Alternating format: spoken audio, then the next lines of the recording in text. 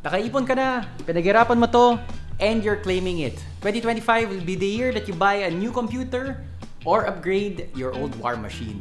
Buti na lang alaga ka ni YouTube because this is the video for you. Save yourself time, save yourself money. These are 25 PC building tips for 2025. Sawa ka na ba sa unactivated Windows mo? Well, lucky you! Pinakabago mula sa cdkeyoffer.com. Windows 10 and Windows 11 activation codes. Legit, safe, at pinakamura. Madali lang umorder. Hanapin ang Windows version na gusto mo. Piliin ang preferred payment method. Wala pang 5 minutes, nagsiligi ka na para sa Windows mo. Marami na kaming natulungan. Dati, sudden depressed ako. But now, I found the love of my life. Dati, aimless and walang purpose ang life ko. But now, I'm a world-class Zumba instructor.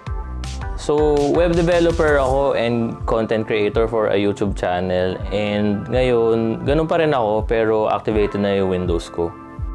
Kaya kung naghahanap ka ng legit, mura, at original software, Check out cdkeyoffer.com. Check out cdkeyoffer.com.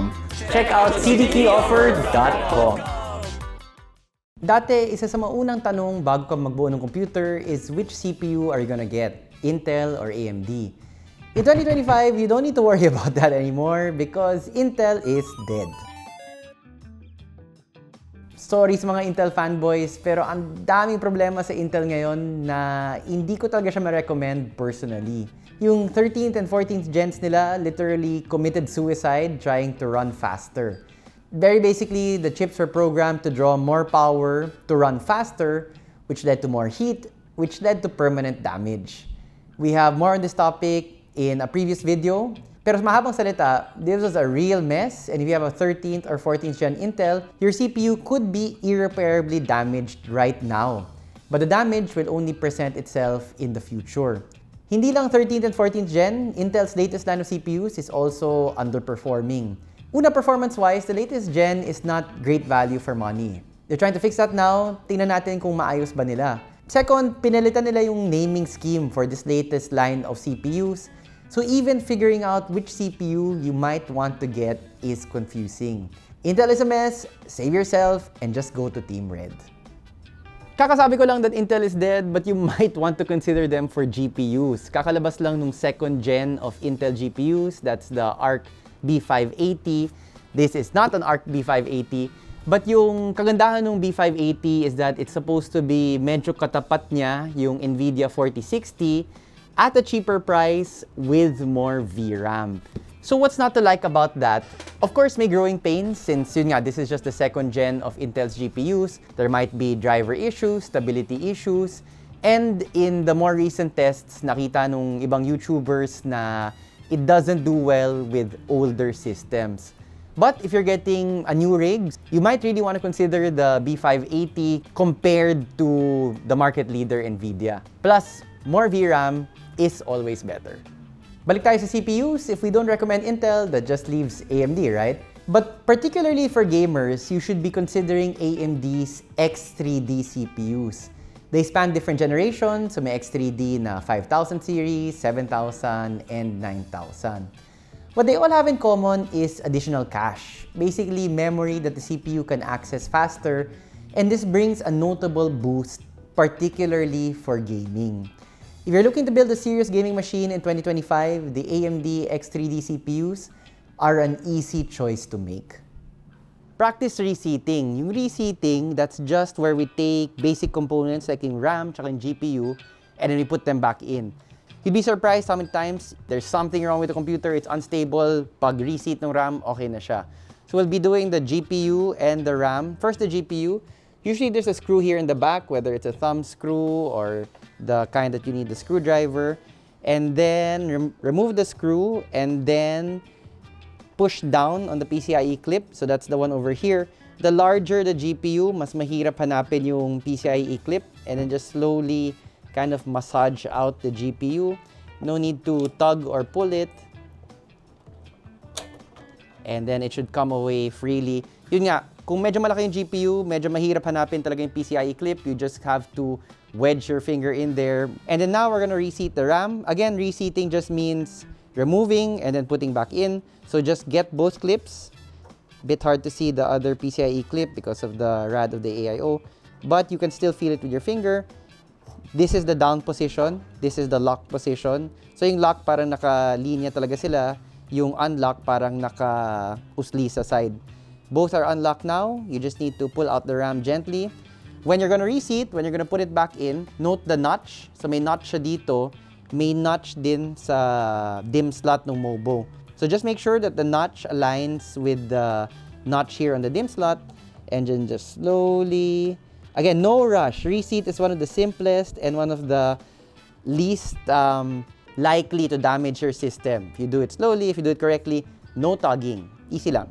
Then you just pop in the RAM. You have to make sure that it is properly aligned. Once properly aligned, you push down, and then you can hear the lock of the clips. This is a UPS. We sell it in the shop. A lot of people buy it. Pero ako na magsasabi sa'yo na for the vast majority of PC owners, hindi mo kailangan ng UPS. If you're looking for the surge protection, which is built into a UPS, nandyan na sa computer mo right now. If your PSU is from a reputable brand, nandyan na yung mga protections, built-in na siya. Over voltage, under voltage, isang katutak ng mga protections, revolving around different scenarios, they're all baked in already into your PSU. And if you still feel that you want more protection from voltage, then just get yourself an AVR, automatic voltage regulator. That will give you protection, yes, at a much cheaper price than a UPS. If you're getting a UPS so that you can keep using your computer habang may brownout, so tuloy-tuloy lang yung gaming session or yung editing session, work session, you're gonna be disappointed. Basically, the UPS is a big battery, but kahit anong capacity na bilhin mo, 1,500 VA, 2,000, 2.5 VA, it will only power your computer for a very limited amount of time. We're talking probably around 1 to 2 minutes. We have a much longer video where we actually test UPS and we talk about na non-linear kasi yung discharge nung UPS. The amount of power that the computer draws from the UPS. So mahirap talaga tansyahin, pero bottom line, it's not going to power your system for very long. Yung purpose lang naman talaga ng UPS is to give you just enough time to save your work properly and shut down properly. But for the vast majority of PC users, myself included, I've used a PC for 30 or so years. I've never had a UPS. I've done various kinds of work, video editing, contract work, yun nga, yung medyo time-sensitive, critical editing work. I've never used a UPS. So, by all means, kung yun yung use case mo, you want the peace of mind that the UPS brings, no problem, we do sell it. But for the vast majority of PC owners, you really don't need an uninterruptible power supply. Kakasabi ko lang, if you want additional protection against voltage surges, you can get an AVR, pero ito, hindi rin kailangan. That's right, an AVR is not necessary. Ito yung ilalim ng upuan ko, and there is an AVR, but my PC is not plugged in here. I just use it as an easy kill switch for my fans. Yung PC ko is plugged directly into the outlet, and I've been doing this for years. Wala namang problema. I trust in the built-in protections of my PSU, which is from FSP, but again, any reliable brand incorporates those same protections into their PSUs. If your PSU is from a good brand, lahat ng mga standard protections that you would get from an AVR, nandun na rin sa PSU. Get yourself an SSD. Para akong sirang plaka because every year, in multiple videos, in multiple streams, I'm always talking about how my number one piece of advice is to get yourself an SSD. Sobrang laking quality of life improvement if you get an SSD to serve as your OS drive because they're a lot faster than hard disk drives. Mararamdaman mo talaga yung difference. If budget allows, an NVMe drive would be the best, but kung medyo gipit sa budget, even a SATA SSD is so much faster compared to an HDD. An SSD in any computer, office build, gaming build, whatever you need the PC for, we really recommend getting yourself an SSD for the OS drive. Mesh is the best. Mesh Wi-Fi now is pretty good if you need to spread your Wi-Fi around a large area. or a vertical structure, then mesh is a really stable technology which works well and works with different models of the same brand. Yung bahay ko, it's not that big, pero matangkad siya. So, tall and thin, kind of like me. So, getting Wi-Fi to the upper floors, medyo challenging siya. Pero yung gamit ko for the past few years is an ASUS system, and it's stable, reliable, super easy to set up. I have their Rapture router, so ito yung parang pinaka-main, nagdi-distribute ng internet throughout the house. Because alongside that Rapture router are these mini pods, which interface with the router and spread the Wi-Fi around. They also self-maintain, automatically reconnecting to the internet once connection has been re-established. Because for sure, mawawala yung internet for whatever reason dito pa sa atin. But once it comes back online, the mesh automatically re-establishes itself. In the early days of Wi-Fi, there were solutions to extending Wi-Fi. I'm talking about like 20 or so years ago. Those were not great. Unreliable, buggy, needed constant maintenance. I know, kasi responsibility ko yung Wi-Fi sa bahay namin. Kung may problema, may magrereklamo sa akin.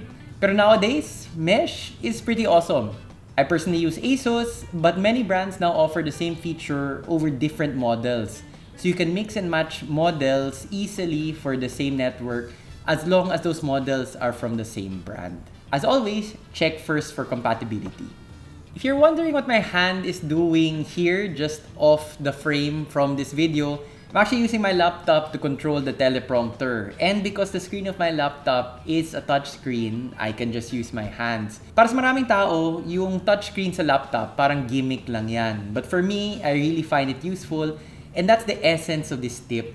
The right tool for the right job. Paminsan, kailangan mo yung desktop mo.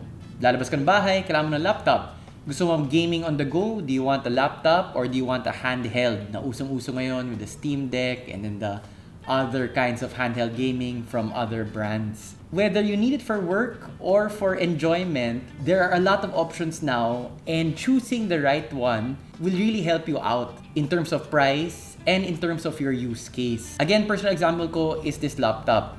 It's an OLED, it's touchscreen, and I got OLED because I know that I would want to watch videos on it, kahit nasan ako. Touchscreen because I always want that flexibility, and this laptop can actually fold. And that versatility is super useful for when I need it for hardware sugar things, like this teleprompter or in specific situations where I would want that flexibility. For other people, let's say super serious na trabaho talaga, they need a big laptop, big screen, big battery life. So matching what you need to the device that you most likely will be using in that situation will really help you out. The right tool for the right job. Know your holes. Now, your computer has a lot of holes. Yung audio jack, USB, HDMI, DisplayPort, dami-dami mga butas dito. Especially if you go around to the back of the computer where not a lot of people tend to look. Usually nakafocus tayo sa harap. We do get some customers, they have a new rig from us, but they come back to us, they're like, parang sira ata yung bagong computer kasi walang display dun sa monitor ko. But usually the solution is very simple. They're plugging the monitor into the wrong hole. If you have a GPU, then you want to plug your monitor into the GPU. So HDMI ito, plug it into the HDMI port of the GPU. But what if wala kang GPU? Then you want to plug it into the motherboard. The HDMI slot on the motherboard. And ganoon lang yun. If you have a GPU, into the GPU. Kung walang GPU, into the motherboard. And to be fair, it can be confusing. Ang daming mga butas dito. So get to know the holes of your computer. That's good advice for your PC and life in general. Kahit anong computer gamit ko, I look into the 3 basic settings and pinapalitan ko. These are screen resolution, refresh rate, and magnification rate. For my main monitor at home, not these guys, that would be 4K refresh rate at 120Hz. But definitely, it has to be above 70Hz. And yung magnification rate is 125% because text gets really small at 4K and I need it a little zoomed in. For you, iba-ibang settings depending on your comfort level, but I would really suggest at least a resolution of 1080p or above. Lower resolutions just have a very cramped feel to them. Refresh rate, Not so much an issue now, pero dati, yung mga sobrang laki pa ng mga monitor, yung CRT monitors with the cathode ray tube in the back, that's what made them so bulky and heavy. You'd be getting really low refresh rates, sometimes screens below 60 Hz. Para sa akin, nasusuka ako. Like anything below 60 Hz, I really felt nauseous after prolonged use. Even the most basic monitor now can have a 60-70 Hz, no problem. For non-gaming tasks, I just make sure the refresh rate is above 70 Hz for whatever computer I'm using. These are simple settings which are easy to change, and the hardware now supports a lot of the bare minimums that I would like for personal comfort. So experiment around with them and find out which is comfortable for you. You might notice a big difference in how comfortable your desktop feels. Maraming takot sa bottleneck. Lots of people like criticizing other people's computers for being bottleneck. What is bottleneck? When one component of a build is too fast, so it regularly is waiting for the output of a slower component. Yun yung bottleneck. So you're not getting the full speed of the too fast component since hindi siya makaarangkada. Hinihintay pa niya yung output nung mas mabagal na component. Usually, bottleneck refers to a GPU in relation to a CPU. The GPU is the too fast component waiting on the CPU. Bottleneck is real, but I think it's blown out of proportion. First, bottleneck isn't just a hardware issue, it's also software. Depending on what settings you choose in-game, they may or may not be a bottleneck. So just saying outright that this GPU is bottlenecked by this CPU is an incomplete answer. Second, the inefficiencies of a bottleneck might be worth it considering the performance that you're getting. Ako mismo, I used to play on an i5 4690K Intel CPU with an NVIDIA 3080. For years, yun yung setup ko. Bottleneck? Oo, totoo, bottleneck. But it allowed me to play AAA games on my old system and at good graphics settings and FPS. For games, GPUs really do most of the work, so you really want to focus on getting a good GPU if you're into games. Bottleneck, be damned. Isa pa na mahilig tutukan ng mga PC enthusiasts or yung mga builders is future-proofing. That's a concept na supposedly if you choose your parts just right, you can ensure that your computer will last for a good 4 to 5 years. In theory, that sounds right, pero in practice, isipin mo, you can't predict the future. You don't know what kind of hardware the next generation of software or games will need. So really, it's an impossible task. Alam mo ano yung pinaka-future-proof na PC? Yung pinakamahal. Because it runs super fast now, and then even in the future, it will probably run fast. Not super fast anymore, but fast for the software that you need it to run 4 to 5 years down the line. And if future-proofing is just that, the advice to buy the most expensive hardware, that's not very good advice. I think a more helpful outlook would be to determine what's your use case right now and build around that.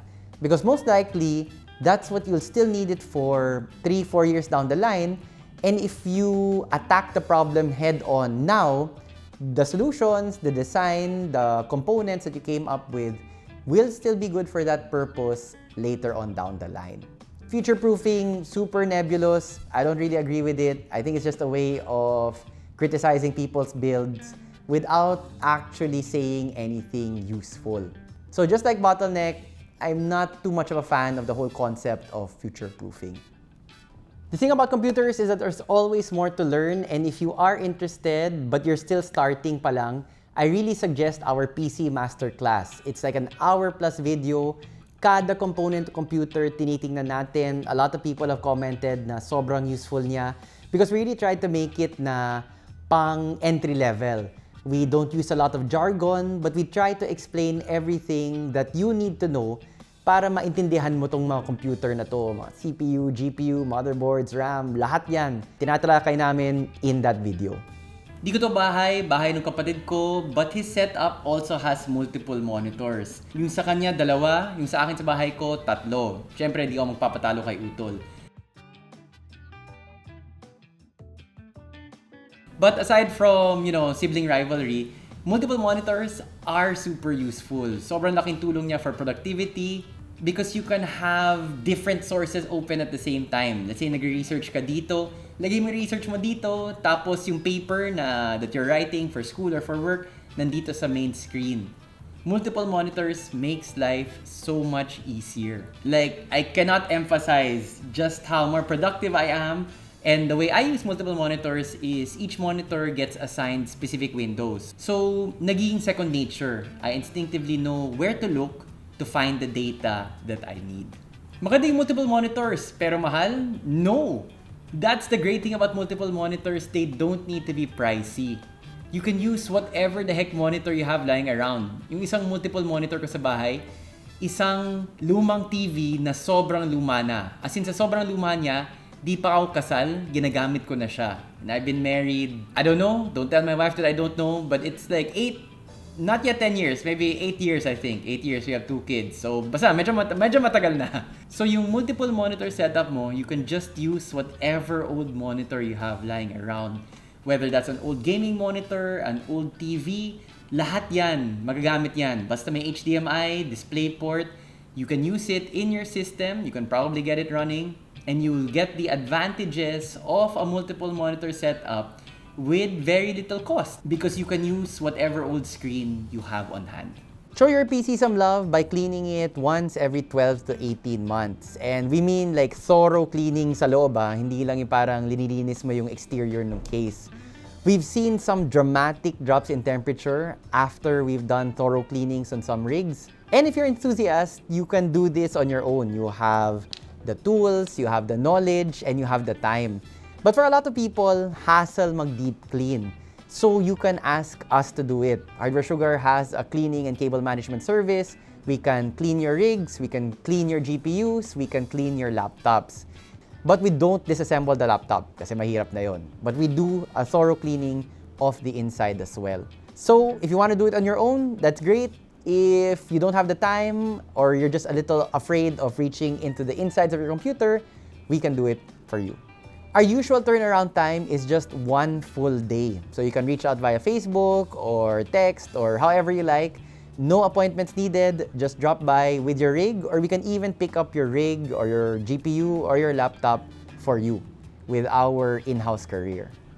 I talked about future-proofing a few tips back, and another reason why I don't like it is that it presupposes that everything becomes obsolete, and nothing could be further from the truth dito sa PC building. A lot of the time, gagawa ka ng bagong build, maybe 30%, 40% of the parts that you have in your new build are sourced from your old build.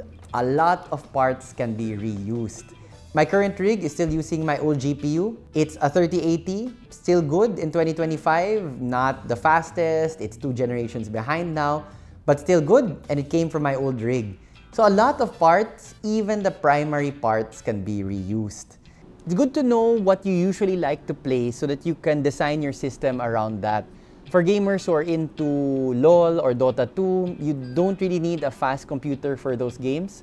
Or for gamers who are into Valorant and the Civilization series, mas CPU intensive yung mga yun, so you might want to get a more balanced approach between CPUs and GPUs.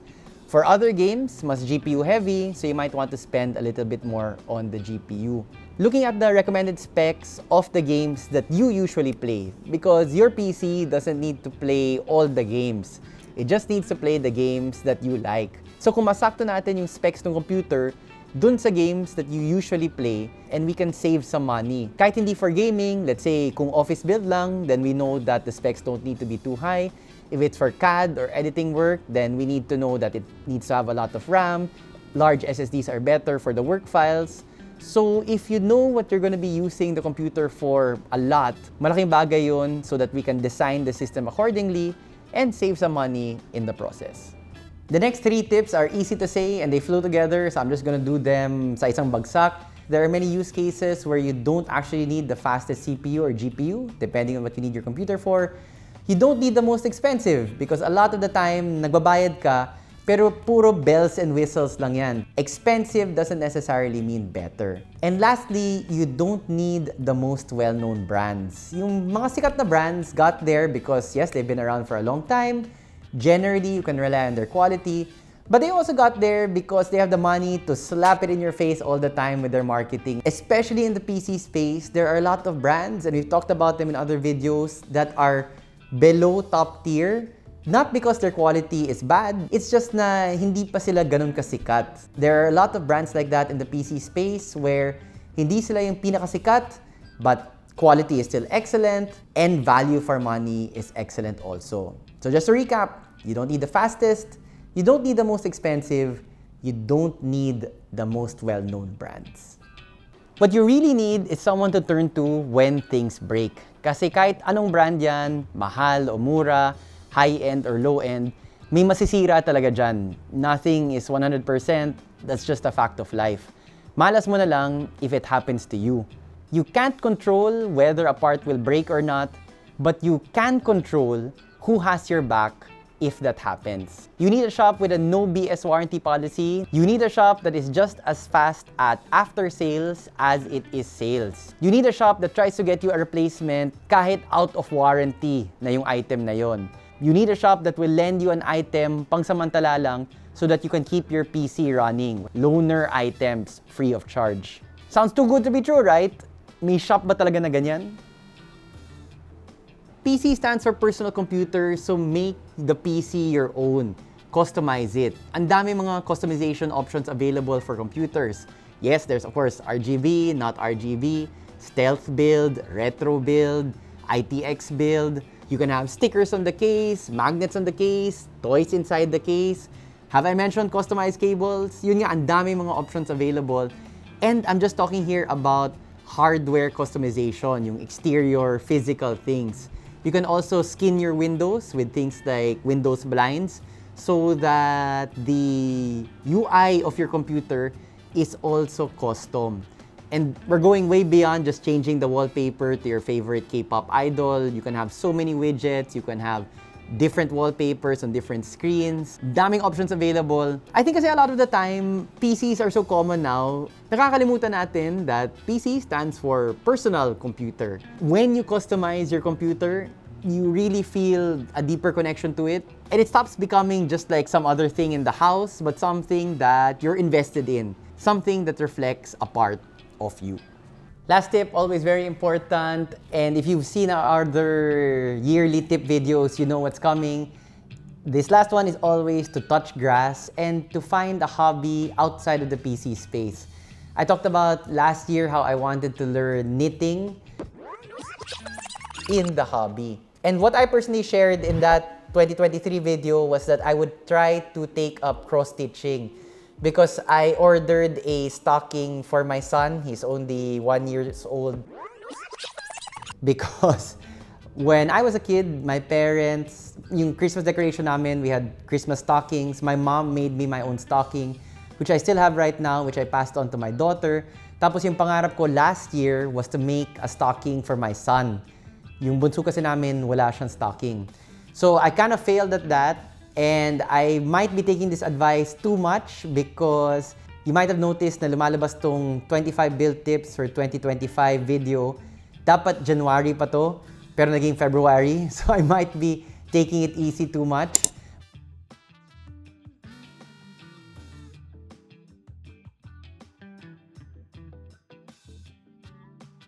But really, this is the best advice in general. The PC hobby can be very rewarding, but it's also very intense. If you go online, sa mga forum, people shouting at each other, people saying you have the wrong opinion. And I think that might be true in any hobby. So I think it's always important to remember to get outside, to see your friends again, to love your family. Just don't get too hyper-focused on anything. And remember, whatever you do, you should have fun doing it. If you're thinking of building a computer in 2025, we'd love to build it for you. If you're in the Philippines, please do reach out to us via Facebook and we'll see what we can hook you up with. And that also includes upgrades. Looking forward to a great year ahead, great hardware coming up, great rigs, and as always, a great audience in you guys. Thanks for watching.